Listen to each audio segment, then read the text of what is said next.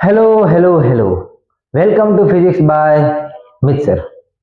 दोस्तों, जल्दी से हम लोग प्रीवियस वीडियो में हमने जो जो भी पढ़ा था उसके बारे में रिकैप कर लेते हैं कि कैसे हमने 1600 बीसीई में जब थेल्स ऑफ मिलेटस ने ऑब्जर्व किया था कि एम्बर और फर को हम रब करते हैं तो एम्बर लाइट ऑब्जेक्ट जैसे कि फीदर और डस्ट को अट्रैक्ट करता था। ये सिंपल ऑब्जर्वेशन था। उसके बाद 1600 बीसीई में जब विलियम गिलबर्ट मटेरियल्स के इलेक्ट्रिक और मैग्नेटिक इफेक्ट के बारे में रिसर्च कर रहे थे, तब उन्होंने अपने बुक में इलेक्ट्रिसिटी के बारे में मेंशन किया था, राइट। और हम उनको फादर ऑफ इलेक्ट्रिसिटी भी बोलते हैं। फिर 1729 में हमारे पास स्टीफन ग्रे आए, जिन्होंने मटेरियल्स को कंडक्टर और इंसुलेटर में क्लासिफाई किया। उसके बाद 1733 में चार्ल्स डूफे आए थे, जिन्होंने मटेरियल्स को दो पार्ट में क्लासिफाई किया, विट्रियस और रेजोनेंस। कि एक मटेरियल्स वो है जिनको रब करने पे विट्रियस चार्ज डेवलप होता है, दूसरा मटेरियल्स वो होते हैं जिसको रब करने में रेजोनेंस चार्ज डेवलप होता है, राइट। उसके बाद 1750 में बेंजामिन फ्रैंकलिन आए, जिन्होंने उन्हीं विट्रियस और रेजोनेंस चार्ज को पॉजिटिव और नेगेटिव नाम दे दिया, राइट। चलो, फिर 1750 के बाद 1785 में चार्ल्स ऑगस्टिन डी कूलम्ब आए, जिन्होंने अपना कूलम्ब लॉ दिया कि force is directly proportional to the product of the charge and inversely proportional to the square of the distance between the two charge. ये आपको लॉ दिया था, जो हम जल्द ही अपने एक वीडियो में इस पूरी की पूरी लॉ को कवर करेंगे, राइट। चलो, उसके बाद 1813 में माइकल फेरेडे आए, जिन्होंने इलेक्ट्रिक फील्ड का कॉन्सेप्ट दिया, और इलेक्ट्रिक फील्ड के कॉन्सेप्ट के बाद बहुत सारे इलेक्ट्रिक फ्लक्स और ये सब कॉन्सेप्ट भी साथ में आते गए, राइट। फिर 1835 में कार्ल फ्रेडरिक गॉस, जिन्होंने अपना गॉस लॉ दिया था। तो ये सारी डिस्कशन हम लोगों ने प्रीवियस पीरियड में लेक्चर में कर ली थी। चलो, नाउ अब हम एक छोटी सी एक्टिविटी के साथ स्टार्ट करते हैं, जो एक्टिविटी हमने बार बार करी हुई है। अब जरा देखिए एक बार फिर से कि ये पेपर की छोटे छोटे से पीस है और मैंने ये प्लास्टिक की स्केल ले रखी है। अब मैं प्लास्टिक की स्केल को रब कर रहा हूं। हमें पता है कि जब हम ऐसे रब करते हैं तो प्लास्टिक की स्केल इस पेपर को अट्रैक्ट करती है। हमें देखना है क्या कर रही है क्या। अरे, ये तो फेल हो गया। एक बार फिर से ट्राई करते हैं, और थोड़ी देर ज्यादा रब करने के बाद मैं ट्राई करता हूं, फिर भी नहीं हो रहा है। चलो, अब देखिए, एक मिनट रुकिएगा।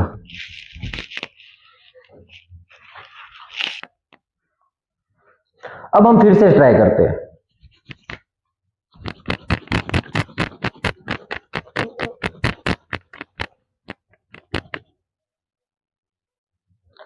क्लियर आपको मेरे ख्याल से दिख रहा होगा यहाँ पे कि ये पेपर यहाँ पे स्टिक, हाँ, अट्रैक्ट हो रहे हैं, राइट।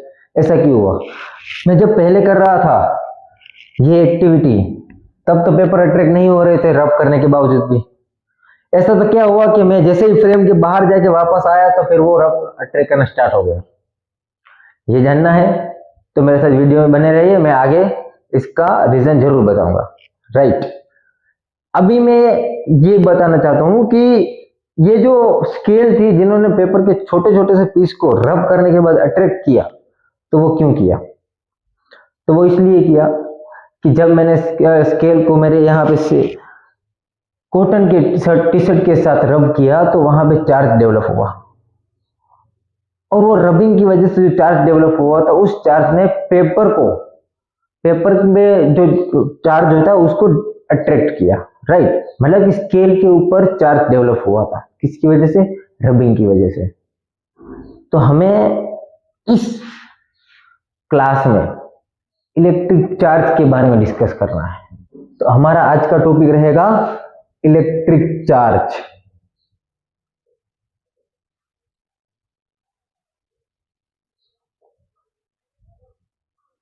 क्या होता है इलेक्ट्रिक चार्ज? हमने पढ़ा हुआ है, ऐसा नहीं है ना, क्लास 6 में, 7 में, बहुत जगह पे हमने इलेक्ट्रिक चार्ज, पॉजिटिव नेगेटिव ये सब हम लोगों ने पहले ही पढ़ा हुआ है। लेकिन यहाँ पे बात हो रही है चार्ज की डेफिनेशन हम क्या देंगे। क्या डेफिनेशन होगी इलेक्ट्रिक चार्ज की, कि अगर आपको क्वेश्चन पूछा जाए तो आप वहां पे क्लीन एंड क्लियर लिख पाओ कि हाँ भैया कि ये इलेक्ट्रिक चार्ज की डेफिनेशन है, आपको हमें मार्क्स देना है, राइट। तो क्या होता है इलेक्ट्रिक चार्ज? मैं यहां पे लिखता हूं कि electric charge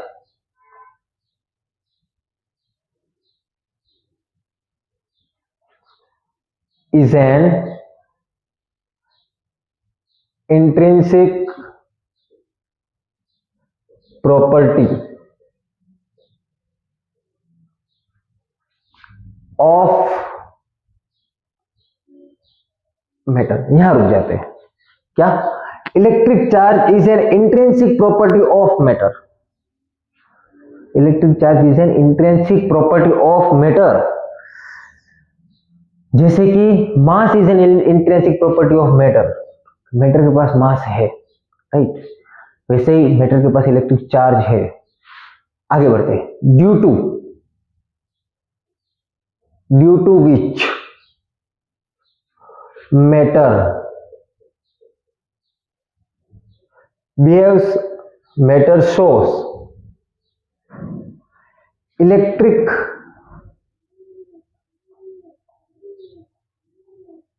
and magnetic effect। Magnetic effect. तो charge is an intrinsic property, जिसकी वजह से ही तो हमारा जो मैटर होता है वो इलेक्ट्रिक और मैग्नेटिक इफेक्ट शो करता है, राइट। चलो, तो ये इलेक्ट्रिक और मैग्नेटिक इफेक्ट चार्ज की वजह से होता है। मतलब कि वहां पे इलेक्ट्रिक फील्ड की वजह से जो फोर्स ऑफ अट्रैक्शन आ रहा है, तो वो सब किसकी वजह से आ रहा है? चार्ज की वजह से। तो चार्ज एक इंट्रिंसिक प्रॉपर्टी है मैटर की, राइट। चलो, तो ये इलेक्ट्रिक चार्ज की एक जनरल डेफिनेशन आप लिख सकते हो। आगे बढ़ते हैं। जैसे हमने बात किया था कि 1733 में चार्ल्स डुफे ने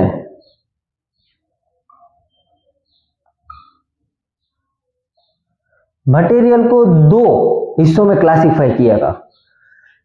एक था विट्रियस और दूसरा था रेजाइनस।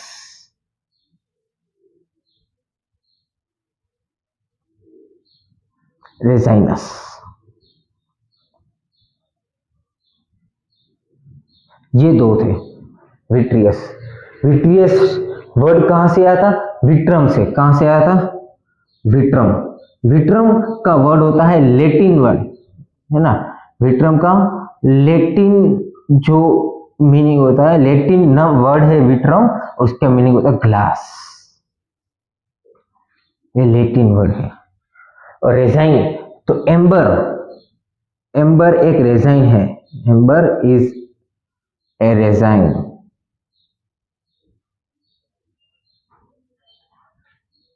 राइट।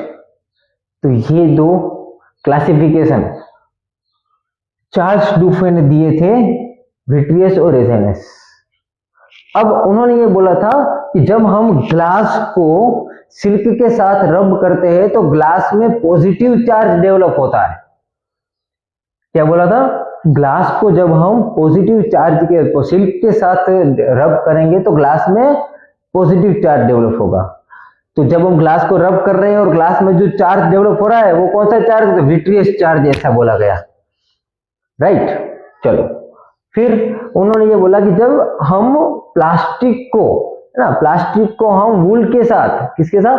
वूल के साथ जब रब करते हैं तो वहां पे रेजाइनस चार्ज डेवलप होता है। ऐसा किसने बोला था? चार्ल्स डुफे ने ऑब्जर्व किया और बोला, राइट। अब यहां पे एक प्रॉब्लम हो गई कि जब मैं ग्लास को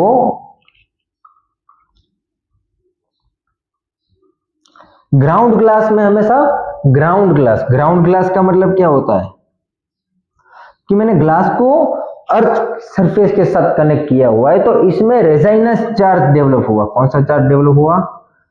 रेजाइनस चार्ज डेवलप हुआ।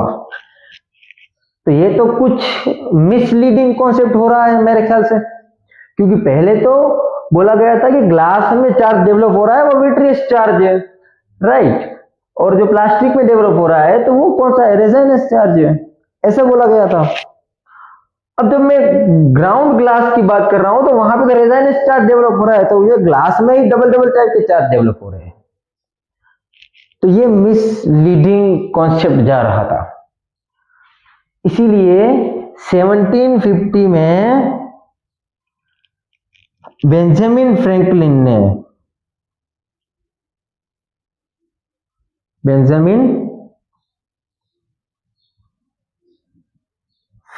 ने फिर से उनका नामकरण किया कि भैया एक जो चार्ज है उसका पॉजिटिव चार्ज बोल दो, पॉजिटिव चार्ज बोल दो, और दूसरा जो है उसको आप नेगेटिव चार्ज बोल दो।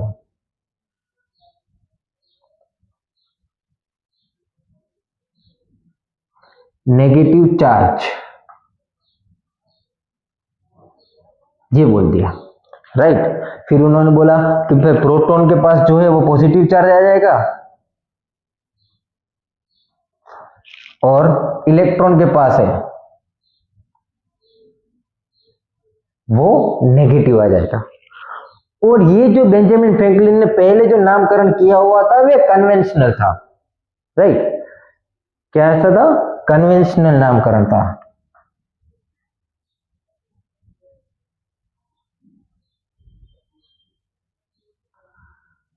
उसके बाद जब हमारे साइंटिस्ट ने कुछ रिसर्च करी तो तब सच में इलेक्ट्रॉन के पास नेगेटिव चार्ज आया, फिर हमने उनको इलेक्ट्रॉन को नेगेटिव चार्ज, और हम आज भी यूज करते हैं पॉजिटिव और नेगेटिव चार्ज, राइट। ये सब हुआ, विट्रियस, रेजाइनस, पॉजिटिव, नेगेटिव, यह हुआ। अब पता कैसे चला कि यहाँ पे दो चार्ज है?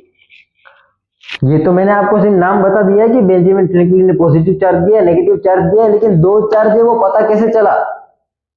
तो दो चार्ज है वो पता लगाने के लिए मैं यहाँ पे दो एक्सपेरिमेंट आपके सामने करता हूं। अगर आप नोट्स लिखना चाहते हो तो आप साथ साथ में लिख सकते हो, राइट। मैं 2 मिनट आउट ऑफ स्क्रीन चला जाता हूं, स्क्रीनशॉट लेना स्क्रीनशॉट ले लीजिए। चलो, एक्सपेरिमेंट नंबर 1, हमने 2 ग्लास रोड ली, राइट। हम लोगों ने 2 ग्लास रोड ली। अब वो जो 2 ग्लास रोड थी, अब उसमें से एक ग्लास रोड को मैंने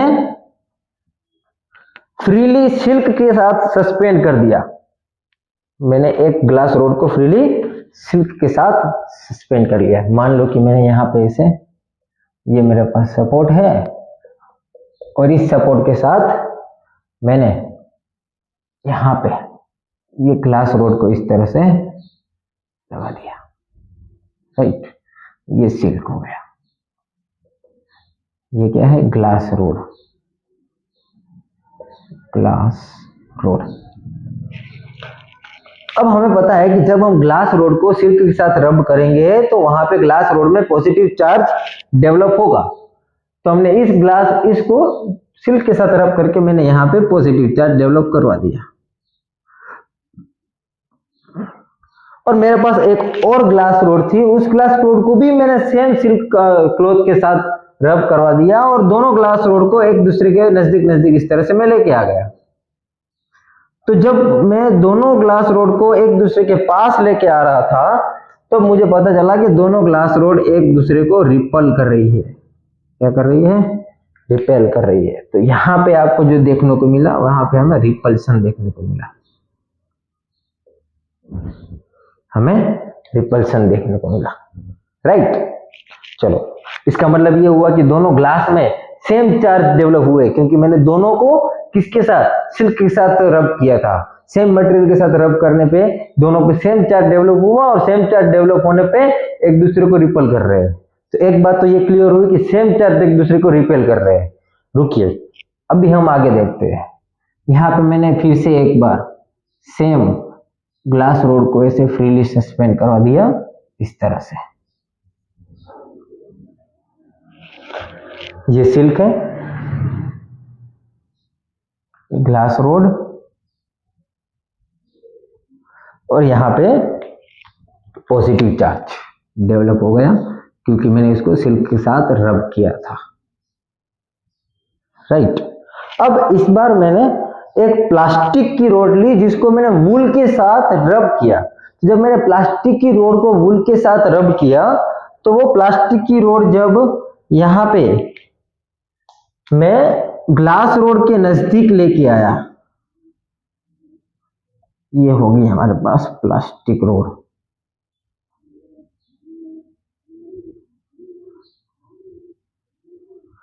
plastic rod, right. Plastic rod को मैंने जब वूल के साथ रब किया था और जब मैं उसको लेके आया किसके पास, ग्लास रोड के पास, तो ग्लास रोड में यहाँ पे हमें क्या देखने को मिला, अट्रैक्शन देखने को मिला। दोनों रोड के बीच में अट्रैक्शन देखने को मिला। जब प्लास्टिक रोड को हम वूल के साथ रब करते हैं तो यहाँ पे नेगेटिव चार्ज डेवलप होता है, तो मैं यहाँ नेगेटिव चार्ज बना लेता हूं। चलो ये हो गया, क्लियर। तो इस प्रैक्टिकल से तो एक बात तो क्लियर हुई कि यहाँ पे ये अट्रैक्शन हो रहा है, यहाँ पे रिपल्शन हो रहा है, मतलब दो चार्ज तो है, राइट। चलो फिर मैंने क्या किया, मैंने फिर से उसको वेरीफाई करने के लिए एक्सपेरिमेंट 2 करा। अब मैंने 2 पिथ बॉल ले लिए, पॉलीस्टीरीन बॉल आते हैं पिथ बॉल, मैंने उसको यहाँ पे इसे फ्रीली सस्पेंड करवा दिया, ठीक है। एक बॉल यहाँ, एक बॉल यहाँ पे। अब जब मैं दोनों पिच बॉल को सेम रोड को टच करवा के क्या कर रहा हूं, मैं दोनों पिच बॉल को सेम रोड को टच करवा के, जैसे कि मैंने इसको ग्लास रोड के साथ टच करवाया है ना, तो यहाँ पे पॉजिटिव चार्ज डेवलप होगा, तो यहाँ पे भी पॉजिटिव चार्ज और यहाँ से भी पॉजिटिव चार्ज, और यहाँ पे हमें देखने को मिला रिपल्सन, ठीक है। फिर मैंने एक और बार, अब की बार ग्लास रोड की जगह पे मैंने यूज किया प्लास्टिक रोड को, किसको यूज किया, प्लास्टिक रोड को यूज किया। तो जब मैंने प्लास्टिक रोड को यहां पे यूज किया तो प्लास्टिक रोड में तो नेगेटिव चार्ज डेवलप हुआ था, तो इनमें भी नेगेटिव चार्ज आएगा और यहाँ पे भी मुझे रिपल्सन देखने को मिलेगा, राइट। तो जब मैंने ग्लास रोड को दोनों पिच बॉल को टच करवाया तो दोनों पिच बॉल एक दूसरे से दूर चले गए। प्लास्टिक रोड को दोनों पिच बॉल से मैंने टच किया तो प्लास्टिक रोड के दोनों पिच बॉल भी एक दूसरे से दूर चले गए। अब मैंने एक पिच बॉल को ग्लास रोड से और दूसरे पिच बॉल को मैंने प्लास्टिक रोड से टच करवाया। तब क्या हुआ कि भाई यहाँ पे एक पिच बॉल के पास ग्लास रोड आ गया और एक के पास प्लास्टिक रोड आ गया, ठीक है। तो जब यहाँ पे तो पॉजिटिव चार्ज होगा और यहाँ पे नेगेटिव, इस तरह से। तो यहाँ पॉजिटिव और यहाँ नेगेटिव आया और यहाँ पे अट्रैक्शन होने लगा। क्या होने लगा, अट्रैक्शन हमें देखने को मिला। तो ये दो एक्सपेरिमेंट से हमें पता चला, ये है हमारे पास एक्सपेरिमेंट 1 और यहाँ पे आ गया हमारे पास एक्सपेरिमेंट 2। इन दोनों से हमें पता चला कि भाई चार्ज है वो दो टाइप के हैं। तो मैं यहाँ पे लिखता हूं, क्या लिखूंगा, पॉइंट नंबर 1 कि there are 2 kind of charge, one is positive and one is negative. There are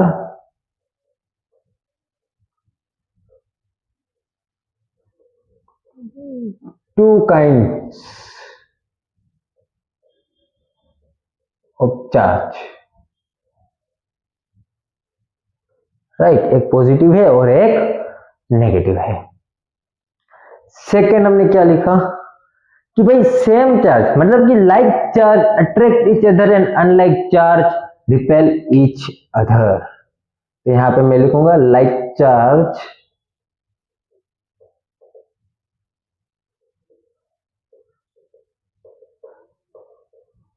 attract each other, like charge repel each other,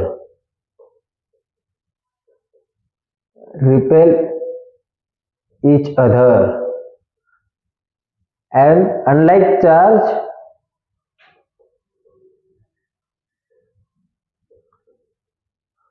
attract each other.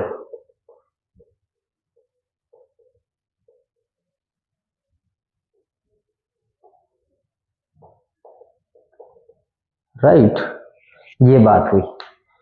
और ये जो सेकंड पॉइंट है, ये सेकंड पॉइंट को हमने बोल दिया फंडामेंटल लॉ ऑफ इलेक्ट्रिसिटी। क्या बोल दिया? फंडामेंटल लॉ ऑफ इलेक्ट्रिसिटी, ये हमने बात करी। ठीक है, तो हमारे पास कितने चार्ज है? तो हमारे पास दो चार्ज है, एक है पॉजिटिव, एक है negative. Like charge attract each other, like charge repel each other, and unlike charge attract each other. और जो प्रॉपर्टी होती है, the property which separate the charge, उसको हम बोलते हैं पोलैरिटी ऑफ द चार्ज। हम क्या बोलेंगे? द प्रॉपर्टी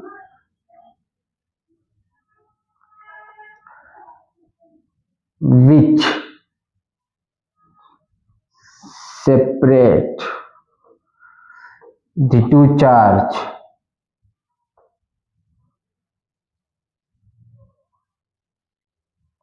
इसको पोलैरिटी ऑफ चार्ज,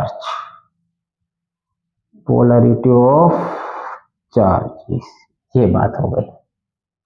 राइट, तो ये आपको पता चला कि चार्ज कितने टाइप के? दो टाइप के हैं, like charge repel each other, unlike charge attract each other. और इन दो चार्ज को सेपरेट करते हैं, हम उसको पोलैरिटी ऑफ चार्ज कहते हैं। क्लियर? ये सब हो गया। कब से मैं बात कर रहा हूं? कब से मैं ये बात कर रहा हूं कि भैया हम रब कर रहे हैं, प्लास्टिक को वूल से रब कर रहे हैं, ग्लास को सिल्क से रब कर रहे हैं, है ना? तो इससे चार्ज डेवलप हो रहा है। राइट, चलो, तो ये चार्ज डेवलप कैसे होता है? ठीक है, उसके बारे में हमें जानना हो तो हमें पहले एक छोटा सा वर्क फंक्शन के बारे में जानना पड़ेगा। क्या होता है वर्क फंक्शन? कि जो एनर्जी रिक्वायर्ड होती है इलेक्ट्रॉन को कहाँ करने के लिए? ट्रांसफर करने के लिए, तो उन एनर्जी को हम बोलते हैं वर्क फंक्शन। राइट, अब किसी मटेरियल में वर्क फंक्शन ज्यादा होता है, किसी मटेरियल में वर्क फंक्शन कम होता है। इसके बारे में हम आगे डिस्कस करते हैं। एक मिनट रुकिएगा। चलो, तो हमें बात करनी थी, पहले वर्क फंक्शन के बारे में बात कर लेते हैं, फिर हम यहां आएंगे वापस से।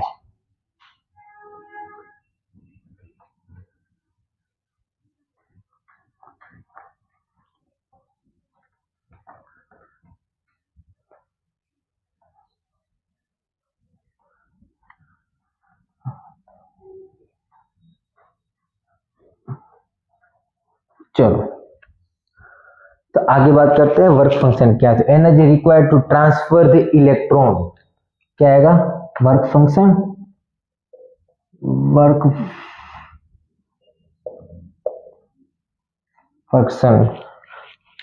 तो इसको बोलेंगे कि the minimum energy required to transfer the free electron, the minimum energy required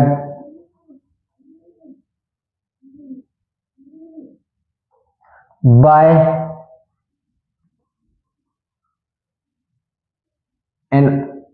a matter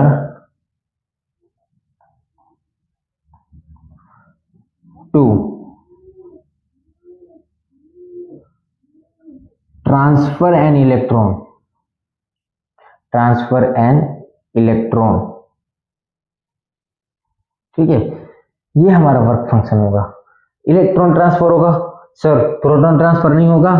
हमें पता है कि सारे मैटर्स होते हैं वो किसके बने हुए? एटम के। तो एटम में बीच में सेंटर में न्यूक्लियस होता है, और न्यूक्लियस के अंदर हमारे पास प्रोटॉन और न्यूट्रॉन बाइंड्स होते हैं। राइट है, और उसको सराउंडिंग में इलेक्ट्रॉन्स रोटेट कर रहे होते हैं। राइट। चलो, तो यहाँ पे इलेक्ट्रॉन ट्रांसफर होंगे, प्रोटॉन कभी भी ट्रांसफर नहीं होते। तो अगर हम इलेक्ट्रॉन मटेरियल छोड़ के जा रहे हैं तो वहां पे पॉजिटिव चार्ज आएगा, और कोई और मटेरियल इलेक्ट्रॉन्स को गेन कर रहा है तो वहां पे नेगेटिव चार्ज आएगा, राइट। इसके बारे में बात करनी थी। तो यहाँ पे ये होता है कि मैं बोल रहा था कि जब भी दो सब्सटेंस को हम आपस में रब करते हैं तो वहां पे जिस सब्सटेंस के पास वर्क फंक्शन कम है, बराबर, तो वो जिस सब्सटेंस के पास वर्क फंक्शन कम है वो अपना इलेक्ट्रॉन जिस सब्सटेंस के पास वर्क फंक्शन ज्यादा है उसको ट्रांसफर कर देगा। क्लियर। तो अगर मैं यहां पे बात करूं कि ग्लास और सिल्क में, तो ग्लास का वर्क फंक्शन सिल्क के कंपेयर में कम है, इसलिए ग्लास यहां से इलेक्ट्रॉन सिल्क को दे देता है और ग्लास यहां पे पॉजिटिवली चार्ज बन जाता है और सिल्क को यहां पे नेगेटिवली चार्ज बन जाता है। ठीक है, ये बात होती है। क्या बोल रहा हूं मैं कि जिस सब्सटेंस के पास, जिस मेटर के पास वर्क फंक्शन कम है, जिस मेटर का वर्क फंक्शन कम है, वो अपना चार्ज दूसरे मेटर के पास जिसमें कंपैरेटिवली वर्क फंक्शन ज्यादा है, जिसको एनर्जी ज्यादा रिक्वायर, उसको ट्रांसफर करेगा। तो ये पॉजिटिव बन जाएगा और दूसरे वाला नेगेटिव बन जाएगा। और यहीं पे जब हम सब्सटेंस को रब करते हैं तो वो रबिंग की वजह से, फ्रिक्शन की वजह से ये ट्रांसफर होता है। क्लियर। चलो, तो ये बात हो गई हमारे पास। अब एक छोटी सी सीरीज है, मैं वो सीरीज के बारे में बात करता हूं कि भाई वो सीरीज में आपको पता चल जाएगा कि कौन से सब्सटेंस पे पॉजिटिव चार्ज और कौन से सब्सटेंस पे नेगेटिव चार्ज आ रहा है। ठीक है, मैं एक सीरीज यहां पे पहले लिख देता हूं। तो यहाँ पे सबसे फर्स्ट नंबर पे मेरे पास आएगा फर, सेकंड नंबर पे आएगा हमारे पास फ्लेनल, थर्ड नंबर पे आएगा मेरे पास सीलिंग वैक्स, चलो फर्स्ट थर्ड फोर्थ पे हम लिखेंगे ग्लास, 5 नंबर पे कॉटन, 6th नंबर पे fur, flannel, sealing wax, glass, cotton, paper. चलो 7 पे आ जाएगा सिल्क, 8 पे आ जाएगा ह्यूमन बॉडी, 7, 8, 9 पे वुड,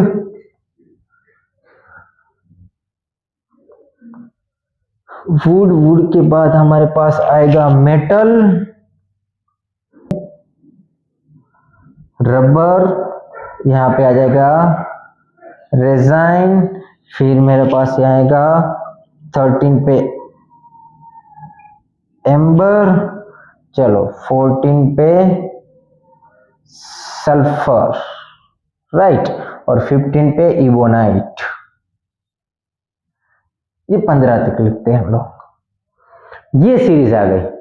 अब यहाँ पे जो पहले नाम आ रहा है और जो बाद में नाम आ रहा है, जब दोनों को हम रब करेंगे तो पहले नाम जो आ रहा है उस पे पॉजिटिव चार्ज और बाद में जो नाम आ रहा है उस पे नेगेटिव चार्ज आएगा।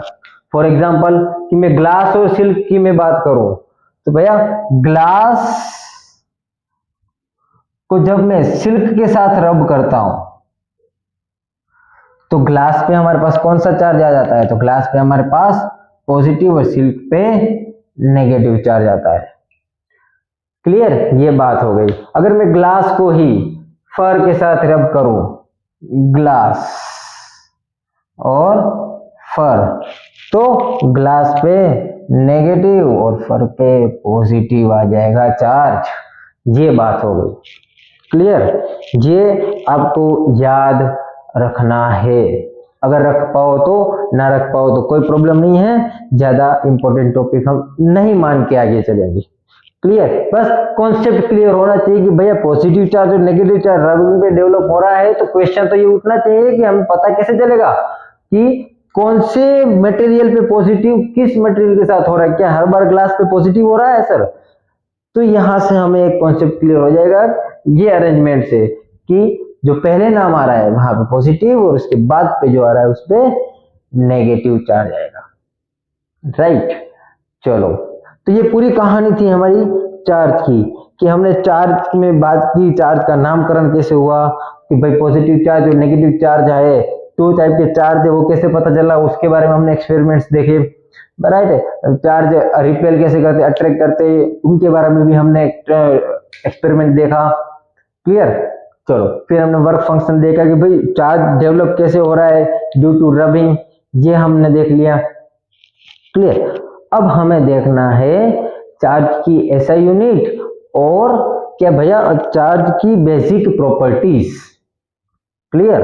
तो मैं अभी सिर्फ बेसिक प्रॉपर्टीज की कुछ ऐसे थियोरेटिकल आपको बता देता हूँ। नेक्स्ट क्लास में हम लोग, नेक्स्ट वीडियो में हम लोग चार्ज की प्रॉपर्टी और उनके क्वेश्चन एक साथ लेंगे। अगर मैं इसी में उन चार्ज की प्रॉपर्टीज भी लेने गया तो वीडियो थोड़ा ज्यादा लंबा बन जाएगा, राइट। इसलिए हम लोग इसी टॉपिक को दो पार्ट में, दो वीडियो में डिवाइड करके अपलोड करेंगे। चलो तो हाँ, तो चार्ज की एसआई यूनिट क्या है, तो चार्ज की एसआई यूनिट ऑफ चार्ज मैं यहां पे लिख लेता हूं, एसआई यूनिट हमारे पास रहेगी कूलम। तो चार्ज की एसआई यूनिट रहेगी कूलम। ये फंडामेंटल चार्ज हर एक इलेक्ट्रॉन और एक प्रोटॉन पे होता है, और फंडामेंटल चार्ज कितना होता है, तो 1.6 into 10⁻⁻19 कूलम चार्ज प्रेजेंट रहता है इलेक्ट्रॉन और प्रोटॉन के पास, राइट। इलेक्ट्रॉन के पास नेगेटिव और प्रोटॉन के पास पॉजिटिव, इतना अमाउंट ऑफ चार्ज हर एक पार्टिकल के पास रहेगा। क्लियर। तो ये तो हो गई हमारी एसआई यूनिट, कि SI unit of charge is coulomb, और उनके पास फंडामेंटल चार्ज कितना रहता है, तो 1.6 into 10⁻⁻19 कूलम जितना, राइट। चलो अब जो बात करनी थी हमें बेसिक प्रॉपर्टीज ऑफ चार्ज, तो बेसिक प्रॉपर्टी कौन कौन सी होगी, तो एडिटिविटी ऑफ चार्ज, फिर आएगी हमारे पास कंजर्वेशन ऑफ चार्ज, फिर आएगा हमारे पास क्वांटाइजेशन ऑफ चार्ज। ये तीन बहुत इंपॉर्टेंट टॉपिक प्रॉपर्टीज है, बराबर। इनवेरिएबिलिटी ऑफ चार्ज भी है, right. Charge is scalar quantity, yes charge is scalar quantity, charge scalar quantity है। क्लियर। मैं यहाँ पे साथ साथ में लिख लेता हूं, charge is a scalar quantity.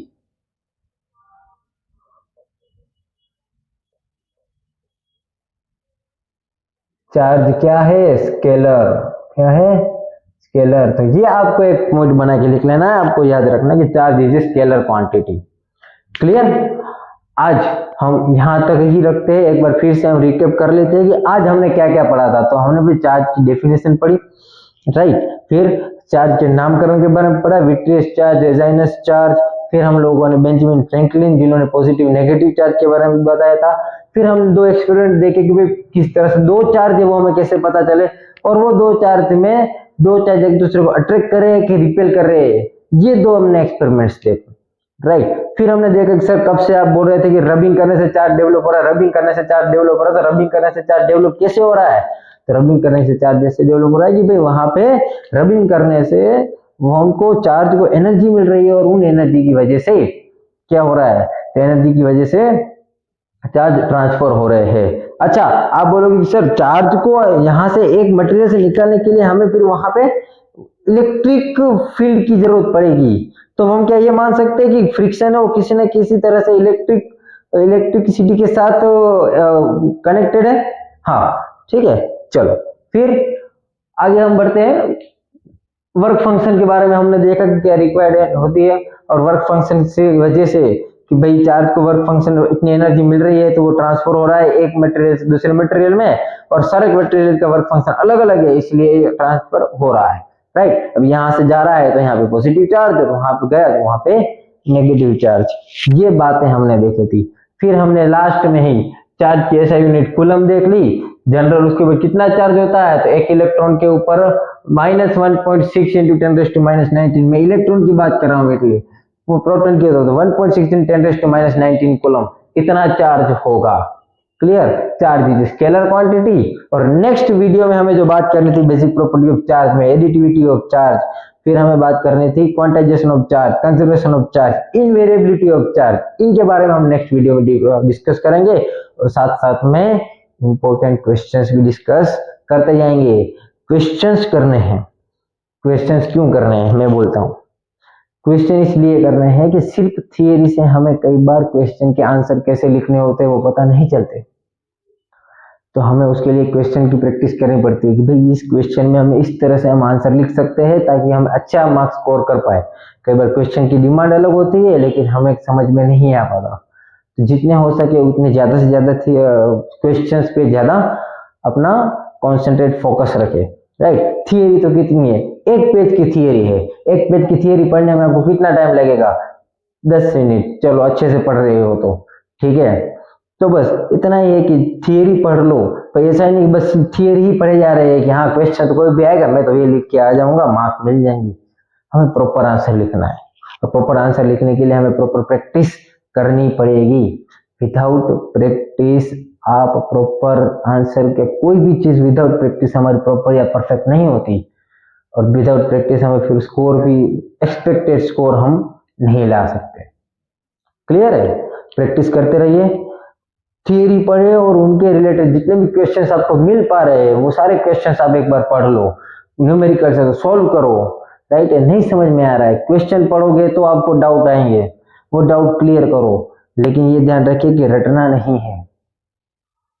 अब कई बार ये होता है कि जब न्यूमेरिकल का टाइम आएगा ना तो फिर हम कई ऐसे बोलते हैं कि यहाँ पे आंसर तो लिखा हुआ है ना, अगर यहाँ पे आंसर लिखा हुआ है तो आंसर पहले पढ़ लेते हैं फिर करने बैठते हैं, तो वो तो पहले पढ़ा हुआ है, अभी अभी तो आपने पढ़ा है और अभी तो आप लिख रहे हो तो आपको याद ही रहेगा, फिर वही आंसर आप कल परसों 2 दिन बाद भूल जाओगे। आपको क्वेश्चन पढ़ना है, क्वेश्चन पढ़ के अपना दिमाग लगाना है कि भैया ये थियरी का क्वेश्चन है तो इस थियरी के फॉर्मूले से ही होना चाहिए, मैं क्या यूज करूं, मेरा प्रीवियस नॉलेज है, मैं प्रीवियस नॉलेज में क्या यूज करूं, इस थियरी के फॉर्मूले में किस तरह से यूज करूं कि मुझे आंसर आए। हमें दिमाग लगाना है, पहली बार क्वेश्चन नहीं आ रहा है कोई बात नहीं, दूसरी बार नहीं आ रहा है कोई बात नहीं, तीसरी बार नहीं आ रहा है कोई बात नहीं, चौथी बार पांचवी बार आएगा तो सही, क्योंकि आप क्या कर रहे हो, अपने दिमाग से काम कर रहे हो, आंसर देख देख के नहीं कर रहे हैं हम लोग। हाँ भाई ये मेथड है लगा दी, हाँ ये मेथड है लगा दी, तो वो मेथड आपने रट ली उस टाइम पे, उस टाइम पे रटने आपको लिख दी। क्लियर है, चलो तो इसी के साथ हमारे साथ बने रहिए, थैंक यू।